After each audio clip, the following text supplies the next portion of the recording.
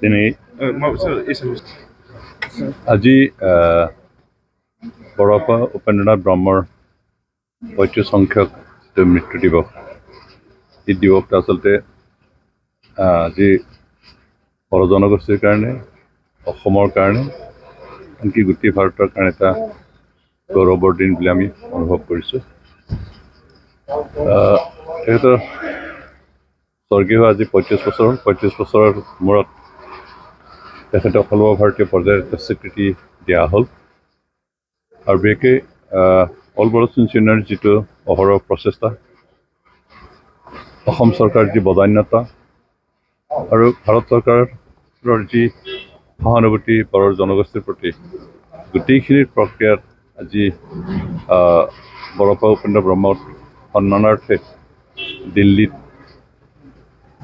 তেখেতৰ প্ৰতিমূৰ্তি উন্মোচন কৰা হ'ল আৰু কৈলাশ কলনীত এটা পথ তেখেতৰ নামত নামকৰণ কৰা হ'ল। আৰু ইয়াৰ জৰিয়তে তেখেতক সন্মান জনাই তেখেতৰ নাম যুগমীয়া কৰা এটা প্ৰচেষ্টা ভাৰত চৰকাৰে ল'লে। তাৰ কাৰণে আমি বড়ো জনগোষ্ঠীৰ তৰফৰ পৰা ভাৰতৰ গৃহমন্ত্ৰী, প্ৰধানমন্ত্ৰী, অসমৰ মুখ্যমন্ত্ৰী তেখেতসকলক ধন্যবাদ দিছোঁ। আৰু বিশেষকৈ আমি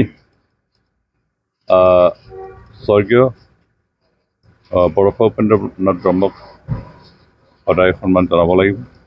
তেখেতৰ আমি সদায় পূজা কৰিব লাগিব, কাৰণ তেখেত 1987 চনত যি সুকীয়া ৰাজ্য বড়োলেণ্ডৰ দাবীত আন্দোলন আৰম্ভ কৰিছিল, যদিও তেখেতৰ জীৱনকালত ফল দেখা পাব নাপালে, তথাপি তেখেতৰ যিখিনি পৰিস্থিতিখিনি, তেখেতৰ যিখিনি ত্যাগ স্বীকাৰ, সেয়ে পৰৱৰ্তী সময়খিনিত বড়ো জনগোষ্ঠী আগুৱাই যাবৰ কাৰণে এটা ব্যৱস্থাখিনি দিছে। বিশেষকৈ 1993 চনত BSC চুক্তি হৈছিল। BSC চুক্তি যদিও আমাৰ নেতাসকলে সন্তুষ্ট নহৈ আকৌ প্ৰত্যাখ্যান কৰিছিল, তাৰপিছত আন্দোলন আৰম্ভ কৰিছিল। আকৌ সেই আন্দোলনৰ পৰিপ্ৰেক্ষিতত 2003 চনত এটা চুক্তি হৈছিল, BTC চুক্তি। আৰু চুক্তি ভাৰতীয় সংবিধানৰ 6শ অনুচ্ছেদ চুক্তি কৰা হৈছিল।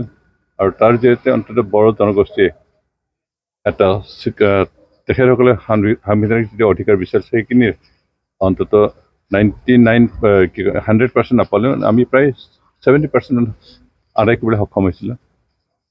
তাৰপিছত তথাপি তাৰ কিছু আমাৰ যি আকাংক্ষা, আমাৰ যি ইচ্ছা, সেইখিনি পূৰণ হোৱাৰ বাকী থকা অনুভৱ কৰি আকৌ অল বড়ো চিনছ ইউনিয়ন আৰু NDP লগ লাগি আন্দোলন আৰম্ভ কৰিছে। আৰু সেই আন্দোলনৰ পৰিপ্ৰেক্ষিতত 2020 চনত এটা চুক্তি হ'ল। যি চুক্তিৰ জৰিয়তে অন্ততঃ আমি BTCৰ এৰিয়া এক্সটেনশ্যনৰ বিষয়টো লাভ কৰিবলৈ সক্ষম হ'লোঁ। আৰু এটা পূৰ্ণাংগ পৰ্যায়ৰ অধিকাৰ পাবৰ কাৰণে কেইটামান ডিপাৰ্টমেণ্ট আমাক প্ৰয়োজন আছিল, সেইখিনি এই চুক্তিৰ জৰিয়তে দিয়া হ'ল। আৰু এই চুক্তিৰ জৰিয়তে আমি বড়ো জনগোষ্ঠীৰ যি আকাংক্ষা, তাৰ অন্ততঃ 90% আমি পাবলৈ সক্ষম হ'লোঁ। বিশেষকৈ এই সকলোবোৰ সম্ভৱ হ'ল তেখেতৰ ছেক্ৰিফাইচৰ কাৰণে।